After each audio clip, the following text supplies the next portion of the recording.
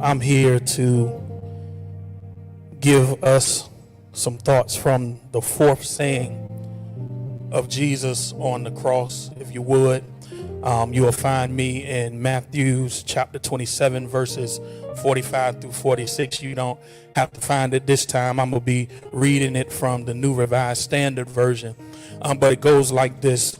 From noon on, darkness came over the whole land until 3 in the afternoon. And about 3 o'clock, Jesus cried with a loud voice, Eli, Eli, lama sabachthani. That is, my God, why have you forsaken me? If you don't mind bearing with me for a few moments as I minister from the thought, lessons out of the darkness. Lessons out of the darkness.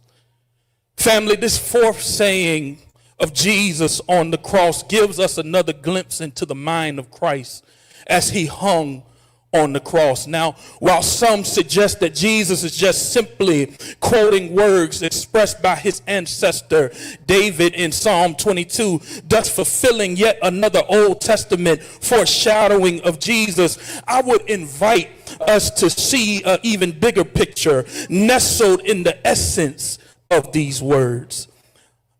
In this saying, I see Jesus transitioning from being more concerned about others to now expressing words concerning himself. Jesus with these words is expressing how he is personally feeling at this point of the crucifixion. And those feelings are feelings of being forsaken by God. The term forsaken in this text is defined as to be abandoned, to be deserted, to leave, to be left in a very bad or difficult situation, to be left helpless.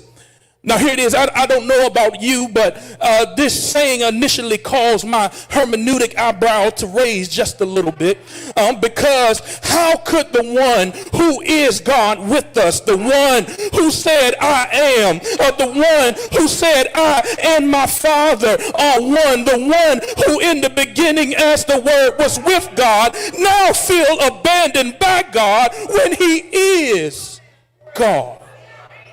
Family, I believe it is at these theological crossroads that we must not forget the duality that comes with the person of Jesus the Christ. Yes, he is fully God, but he is also fully man. And being both fully God and fully man enabled Jesus to not only perform acts of miracles, signs, and wonders as God, but it also enabled him to experience all the struggles, all the suffering of humanity, even to the point of death on the cross, so that he could be the ultimate example of godly living for us and the ultimate sacrifice to God for the sins of this world. All this suggests to me is that we can't just praise him because of his divinity and ignore his humanity. Look, can't you understand his feelings, his divine mission to do a good thing, restore God and people, has now resulted in him being betrayed, arrested, tried on trumped up charges. His body has been bruised. His body has been beaten, whipped, and broken. The hands that he used to bless people with are now torn and ravaged. The feet that he walked on divine missions to heal the oppressed are now nailed to the cross. His head that was crowned with the peace of God is now encircled with thorns. The lips that he spoke words of grace and mercy are now dehydrated and dry. The sun is no longer shining upon him. His human dignity has been stripped, his clothing divided. He has been mocked because of his claims and connection to God, all while carrying the weight of the world's sin upon him. His eyes that were filled with compassion are now at the corridors of death as he's been hanging on the cross for 6 hours. And here it is. In all of this, We do not hear or see God respond to this instance of Jesus' suffering. We do not hear or see God respond to perhaps Jesus' darkest moment. And here it is, look, although we know that what Jesus endured saved the world to the glory of God, that still does not take away from the fact of how Jesus felt in this moment. So here it is, I can understand Jesus' cry out of the darkness in this moment. My God, why have you forsaken me? Why have you left me? Why haven't you answered me? Why? And family, we may not have experienced the magnitude of suffering that Jesus did. I believe many of us can still testify that we have experienced, or maybe even experiencing now, some dark moments in our lives as we endeavor to walk with God. Those moments that the weight of what we're going through, coupled with the perceived silence of God in word and response in this moment, causes us to cry out, my God, why? Why me? Why this gotta happen to me? Why I don't feel your presence? Why, God? Why? But I contend that even in the darkest moments, there are lessons to be learned. Even in our worst times, we can learn some lessons. And I believe we can learn a couple lessons in the cry out of the darkness from Jesus. Here it is, the first lesson I believe we can learn from Jesus' cry out of the darkness in this moment is that, here it is, very simple. It's okay to express how we really feel to God. Listen, sometimes a lament is necessary. Sometimes an expression of grief and sorrow is necessary. We don't always have to front. We don't always have to fake it till we make it. We don't always have to ignore how we really feel. Sometimes, here it is, to continue moving forward and doing what God has called us to do will require us to take some intentional time to wrestle in the dark with what God told us in the light. Here it is. This is how it looks if you need some examples. My God, you said you would never leave me nor forsake me.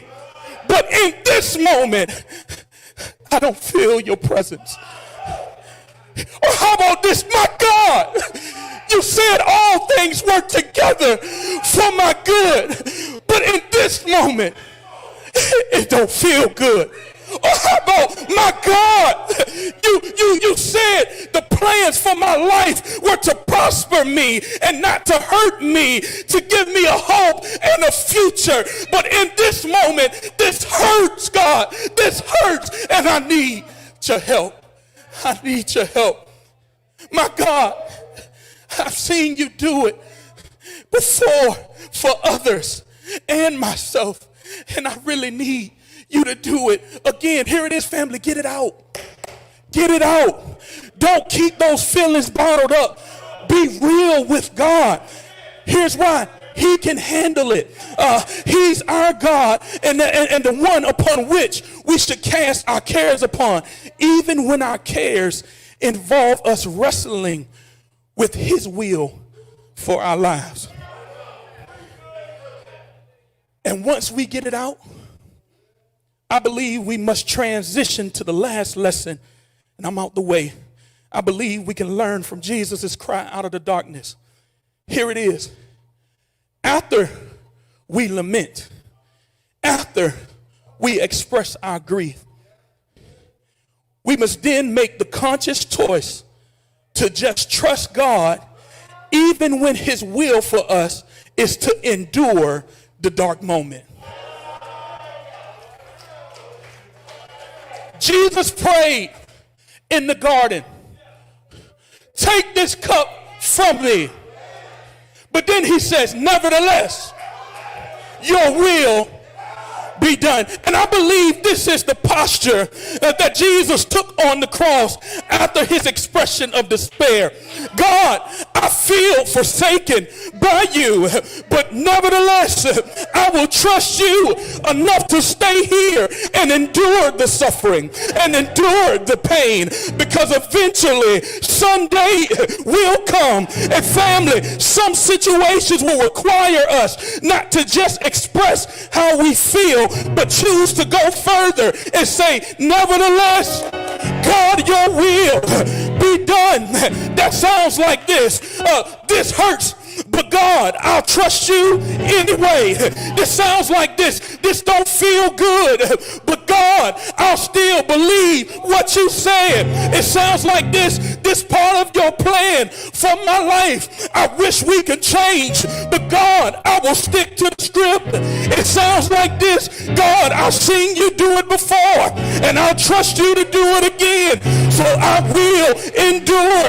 I will hang on in there. I will continue to do what you have called me to do until you make a way, until you turn things around, until you restore, until you revive, until you resurrect, until you deliver me in your own time. For I have considered that the present suffering of this age is not worthy to be prepared to the glory that will be revealed in us. In other words, I'm going to hold on until my change comes. I'm going to hold on until God makes a way. I'm going to hold on until God opens the door. I'm going to hold on until God flicks the light. I'm going to hold on. I'm going to hold on, because here it is. Sunday's coming. Sunday's coming. Sunday's coming. And aren't you glad that Jesus stayed on the cross? Because he stayed on the cross and Sunday came, I was able to live. Because he lived, I can face tomorrow. Because he lived, all fear is gone. Because I know who holds the future, and I know he holds my hand. Lessons out of the dark.